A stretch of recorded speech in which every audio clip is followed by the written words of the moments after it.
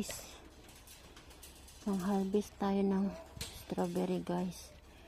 Kaya parang nakita ko ang dami ulit. Lakatara, ang dami na. Tingnan nyo guys, oh, red na red. Kailangan na itong, tingnan nyo, pag hindi siya kinuha, ayan, ganyan siya, kainin ng insekto guys. Kailangan siyang kukunin, kaya maunahan tayo ng insekto. Tingnan nyo, kahapon guys, hindi ako nakapag-dilig kay busy, oh. Naunahan na nga ako. Dami ng mga kinain ng mga insekto.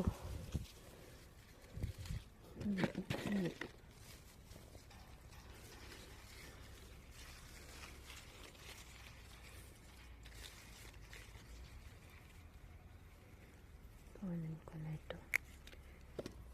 Okay. Hindi ko ito kukunin, maunahan na naman ako. Ito.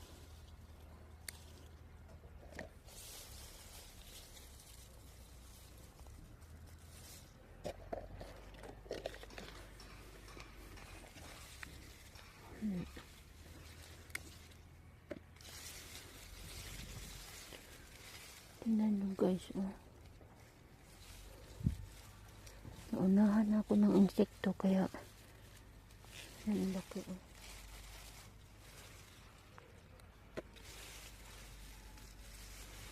Sayang talaga ang strawberry pag nakasayad sa lupa guys. Kaya maunahan ka ng insekto. Sakit pa naman ito, oh. Ito, oh, yung masakit. Aray ko, yan na. Tusok na ako.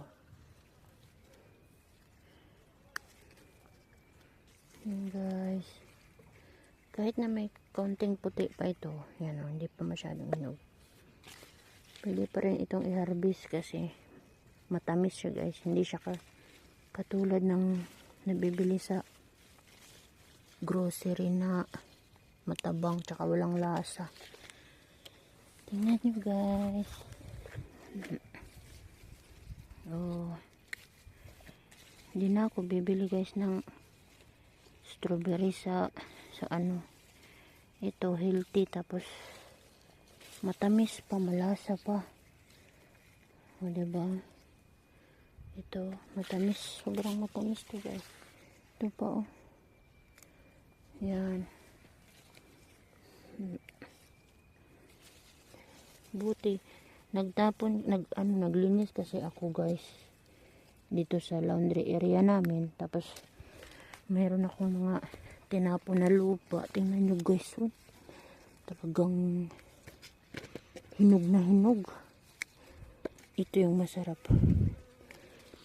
Hindi ko alam kung nakatikim na ba kayo ng strawberry na galing sa garden. Sobrang tamis nito. Ito pa, oh, sana hindi ako naunahan. Ayun.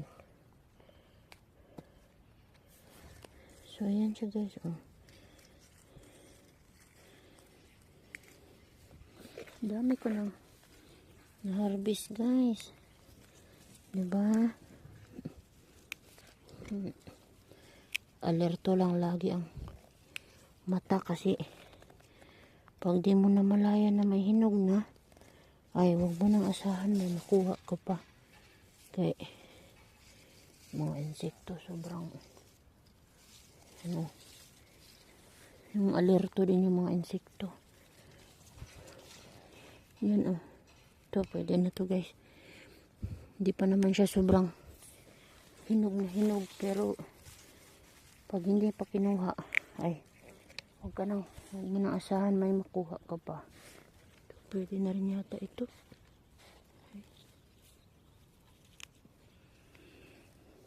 Sayang kasi guys kung hindi pa kinuha. Ayan, pwede na yan. Matamis naman yan eh. Malasa. Yan, oh. Ito, hindi pa to. Bukas pa yan guys. Diba? Ganito ang buhay kapag may garden ka, guys. Gigising ka ng may biyaya galing sa Diyos. Diba? Aray ko. Kapag aray ko. Hindi talaga maiwasan, guys, na walang tinik. Kaya, asahan na natin yung matinik. Uy, tingnan nyo, guys, oh. Ito, pwede na to. Ayan, pwede na yan. Diba? Ito pa, guys. Oh, dami, diba? Tingnan nyo, oh. Yan. Kapag hindi pa kasi kinuha, ganyan ang mangyayari. Kaya, dapat i-harvest na to, guys. Mura lang yung ano ngayon sa tawag dito. Tanggalin ko na to, guys, kaya sa gaba lang ito eh. Ito ano naman to dito, hindi naman to parang naririnig akong tao.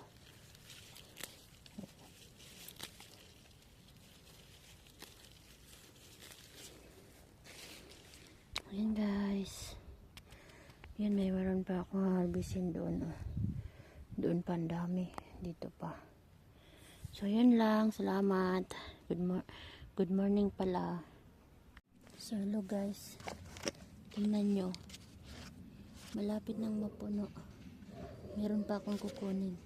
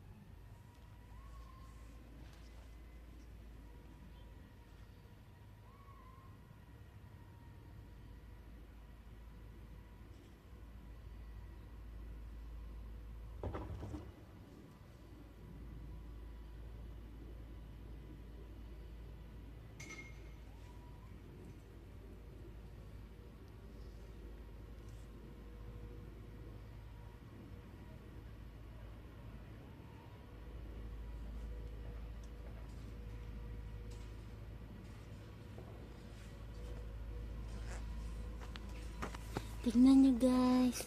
Punong-puno na. Malaki ito, ha. Ano ito, 900 grams. Punong-puno. Halos dito siya, oh. Good morning. Thank you, Lord, sa blessing. Ang ganda ng umaga, no? Yan mo.